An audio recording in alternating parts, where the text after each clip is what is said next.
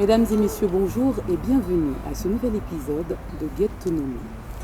Le ministre Ouattara Nyonzé est celui-là donc qui nous ouvre les portes de son jardin secret. Bonjour monsieur le ministre et merci de recevoir l'équipe de Get to Know Me. Alors, en quelques phrases, si l'on vous demandait de vous présenter à nos téléspectateurs. Je vous dirais que je suis journaliste. Je suis formé d'abord au studio école de la RTI en Côte d'Ivoire et puis ensuite à l'université de Dakar au centre d'études des sciences et techniques de l'information et puis après à l'institut des sciences de l'université de Paris 2 en France et enfin au centre audiovisuel de l'université de Montréal au Canada. Et donc j'ai été formé journaliste et j'ai exercé mes fonctions à la RTI, d'abord comme journaliste reporter, présentateur de journaux, chroniqueur, éditorialiste et grand reporter, notamment auprès du président de la République, le président Houphouët-Boigny. Ensuite, j'ai gravi les échelons, j'ai été rédacteur en chef, directeur de l'information, directeur central de la radio, directeur général et PDG de la RTI, et puis il y a quelques années, ministre de la communication. Donc j'ai fait tout le parcours, j'ai gravi tous les échelons dans le domaine de la communication. Alors la communication, c'est un choix depuis longtemps? Oui. Quand j'ai fini mes études secondaires que j'ai faites d'abord à Bouaké, ensuite à Abidjan, je voulais faire de la communication. Et la seule structure de communication qui existait en Côte d'Ivoire à l'époque, dans les années 70, c'était le studio école de la RTI. J'ai passé le concours, j'ai été admis, j'y ai fait 2 ans.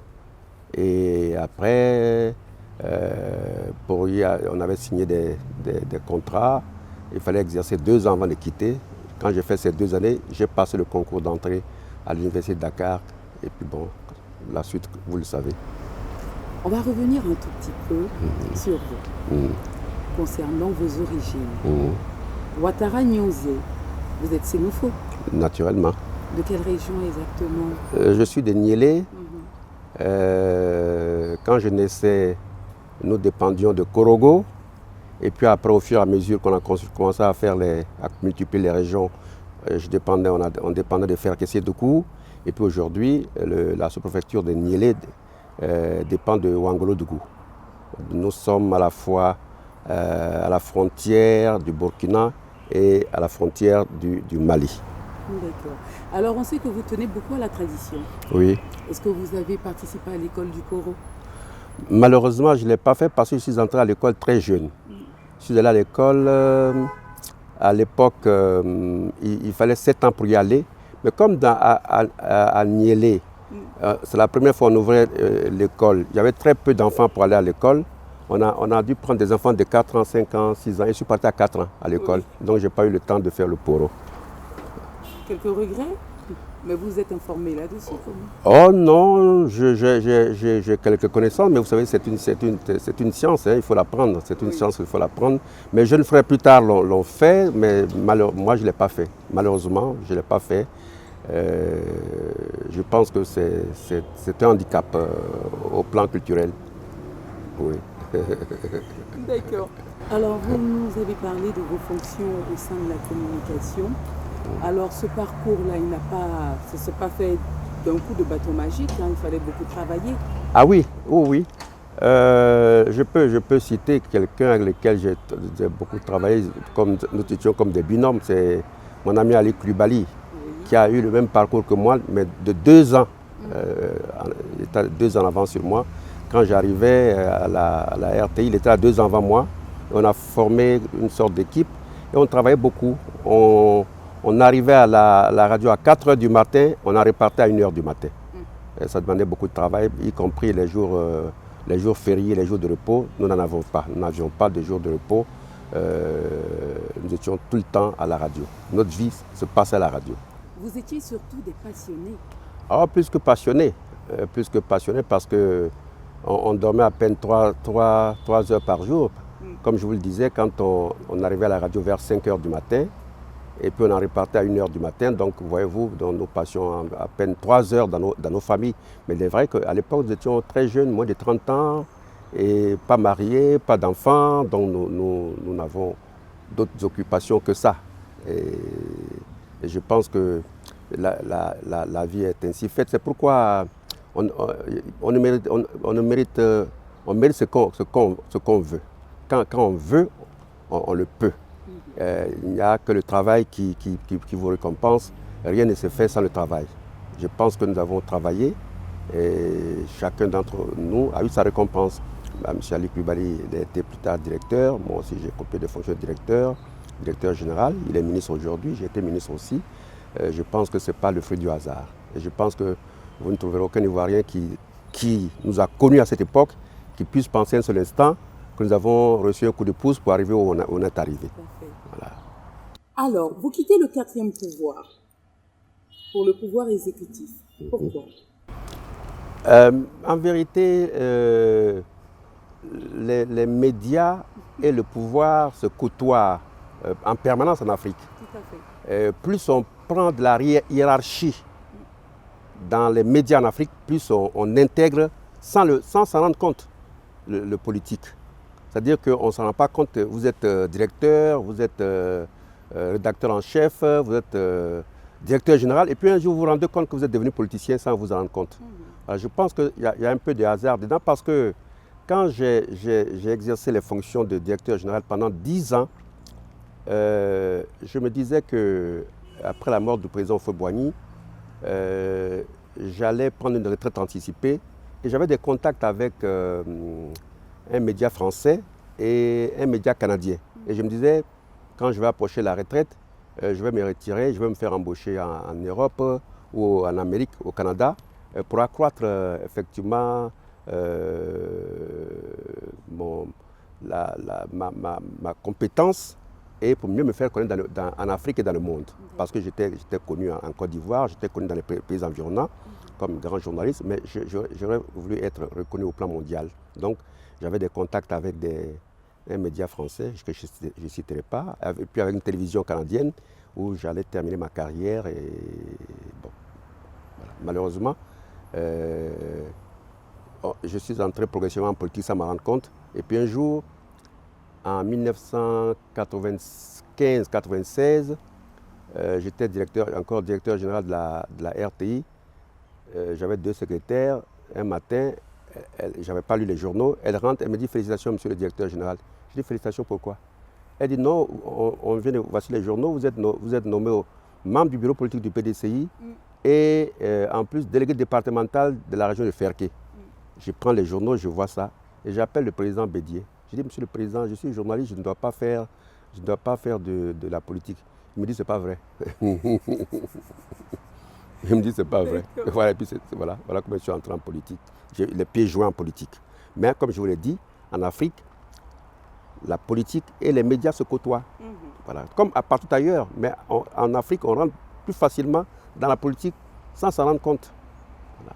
Alors, vous avez parlé justement du fait que vous avez été délégué départemental du PDCI, du bureau politique. Vous avez aussi été ministre de la Communication, membre du Conseil économique. Oui. Et l'histoire débute, une nouvelle histoire d'amour. Avec le Rassemblement pour la paix, le progrès et le partage qui est né en tant que mouvement en 2003 et qui devient un parti politique en 2008. Oui. Les prémices du mouvement, ces prémices se sont faites à partir de la rébellion de 2002. Donc il y a eu la rébellion de 2002. Le président Faure, avec qui est un père pour moi, avec qui j'ai beaucoup travaillé et pour lequel j'ai beaucoup d'estime et que j'ai toujours côtoyé, même quand j'étais étudiant. Il était ministre de l'Information, donc je le côtoyais. Il se trouve qu'on est de la même région par hasard. Il avait beaucoup d'estime pour moi. Et quand j'ai fini avec la RTI, bon, il m'a coopté comme un de ses collaborateurs, notamment au Conseil économique et social. Et la rébellion survint en 2002 et il a lancé un appel aux populations pour demander de résister. Et c'est à la suite de ça qu'il a créé les prémices du RPP à l'Hôtel Ivoire, qui était un mouvement de lutte pour résister à la rébellion. Et puis après, bon, c'est devenu un mouvement de paix dédié au président Félix Houphouët-Boigny. C'est ainsi que, quand il a créé ce mouvement, il a soutenu le régime. Il a dit la rébellion qui attaque aujourd'hui la Côte d'Ivoire n'attaque pas que le régime, c'est toute la Côte d'Ivoire que cette rébellion attaque. Donc il faut soutenir ceux qui sont au pouvoir, quelle que soit l'idéologie que nous avons. Nous étions PDCI, mais nous avons soutenu le pouvoir parce que nous estimons que la rébellion ne s'attaque pas qu'au pouvoir, mais à toute la Côte d'Ivoire. Et plus tard, nous avons transformé, en 2008 ou 2009, nous avons transformé le mouvement en parti politique. En parti politique, et c'est ce que nous vivons encore aujourd'hui. En 2010, vous faites donc partie de la majorité présidentielle. Oui.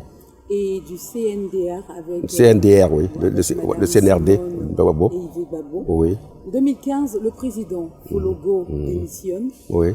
Vous êtes président par intérim. Oui. Oui. Et en 2017, vous êtes élu président au deuxième congrès. Oui. Du RPP. Peu de chemin parcouru. Oui. Un parcours assez mouvementé. Vous partez en exil, vous revenez. Est-ce qu'il y a eu un moment dans toute cette vie, je dirais, où vous avez eu envie de tout lâcher, tout abandonner, vous vous êtes dit, ils ne comprennent pas, ou pourquoi? J'ai beaucoup été choqué et heurté par la crise post-électorale. Parce qu'on nous a poursuivis, moi particulièrement, pas à pas, comme un agouti poursuivi par des chasseurs avec des fusils. Je changeais de logement tous les jours. Bon, j'ai dû avoir une possibilité de partir parce que tous ceux qui m'appelaient me disaient « on vous veut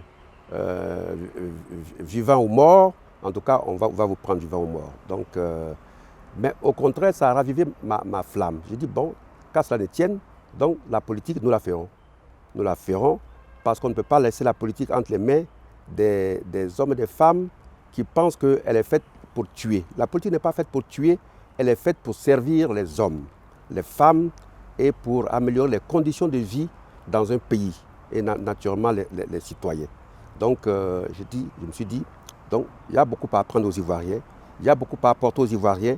Ce n'est pas l'occasion de se retirer, c'est plutôt une exhortation à continuer. À ce moment, vous vous dites, on ne reconnaît plus le pays du père fondateur. Naturellement, parce qu'on a tout pillé, ma résidence tout pillé, tous les documents, mes documents administratifs, y compris mes diplômes. Bon, tout le reste, n'en parlons pas. Heureusement que je n'ai plus besoin de diplôme aujourd'hui. Et tout ce que j'avais dans ma maison, les meubles, etc., comme d'autres personnes, comme beaucoup d'autres personnes, moi, encore heureusement, je m'en suis sorti. Il y en a qui s'en sont sortis morts, il y en a qui s'en sont sortis handicapés. Et donc, je pense que j'ai été heureux de m'en sortir, d'être parti en exil, d'être revenu et d'avoir repris mes activités sans problème. C'est vrai, il y a beaucoup à faire aujourd'hui en Côte d'Ivoire, voilà, pour que les Ivoiriens puissent comprendre que la politique n'est pas faite pour les menteurs, la politique n'est pas faite pour les violents, la politique n'est pas faite pour tuer, elle est faite pour servir. Monsieur le ministre, nous allons à présent vous montrer une photo. D'accord. Et vous allez nous dire quels sont les souvenirs que vous rappelle cette photo justement. Ah oui, je vois. C'est une photo qui ne date pas de très longtemps. C'est une photo qui a été faite quand j'étais au gouvernement. Et je pense que c'est au cours d'une cérémonie où je recevais les associations de journalistes et les syndicats de la presse, parce que le document que j'ai en main, c'est la législation sur la presse. Le document que j'ai en main, c'était la législation de la presse. C'était au cours d'une rencontre où j'exhortais les journalistes à respecter non seulement la déontologie, mais à respecter la loi sur la presse. Voilà. Je pense que c'était au début de la crise post-électorale, parce que nous voyons des journalistes qui écrivaient des choses qui n'existaient pas, et j'avais réuni l'ensemble de la presse, les syndicats, les associations, et je leur rappelais non seulement la déontologie du métier, mais aussi la loi sur la presse en Côte d'Ivoire. Et ce document-là, que je le reconnais, c'est un document où se trouve la loi sur la presse en Côte d'Ivoire. D'accord. Oui. On va revenir encore une fois au père fondateur, Oui. qui avait énormément de citations. Parmi les citations de feu le président Félix Houphouët-Boigny, quelle est la citation qui vous définit le mieux? Oh, j'en connais, il y en a plusieurs, mais je vais en citer une de mémoire. Le président Houphouët-Boigny disait que le meilleur militant, ce n'est pas celui qui exerce dans les instances du PDCI forcément, ce n'est pas celui qui est présent à toutes les réunions du PDCI, mais c'est celui qui fait bien son travail au service de la Côte d'Ivoire. Voilà. Et ça signifie pour les gens d'aujourd'hui que ce n'est pas d'être dans des partis politiques qu'on peut servir la Côte d'Ivoire. Que de ne pas être dans un parti politique, ce n'est pas un crime. On peut être ailleurs et servir la Côte d'Ivoire. Or, ce que nous voyons aujourd'hui, c'est que certaines personnes obligent des citoyens à adhérer à des partis politiques. Lorsqu'elles ne le font pas, on les sanctionne, on les prive de leur salaire et on les renvoie. Le fait de ne pas militer dans un parti ne veut pas dire qu'on n'est pas ivoirien. Ne pas militer dans un parti politique ne doit pas dire qu'on ne doit pas servir son pays. On ne sert pas son pays seulement à travers les partis politiques. Dans des grands pays, les militants sont très peu. Mais le reste des citoyens, ils ont le droit de ne pas avoir de parti politique. Et c'est ce que le président Houphouët-Boigny, déjà dans le parti unique, disait. Il disait que les meilleurs militants, ce ne sont pas seulement ceux qui exercent à l'intérieur des instances. Ce n'est pas ceux qui sont présents à la maison du PDC tous les jours qui sont les meilleurs militants. Les meilleurs militants, c'est ceux qui font aussi leur travail comme il faut et qui font preuve de zèle et qui sont compétents. C'est ça. Alors, monsieur le ministre, nous allons donc vous inviter à laisser de belles notes dans notre manuscrit de la paix en faveur des populations qui vont donc nous regarder. D'accord, merci. Un mot pour la paix dans le monde et surtout pour la paix. Merci. Merci beaucoup.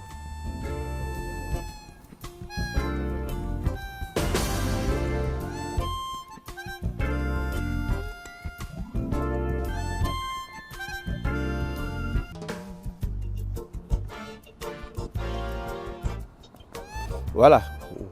Je vous le lis ou bien? Oui, s'il vous plaît. D'accord.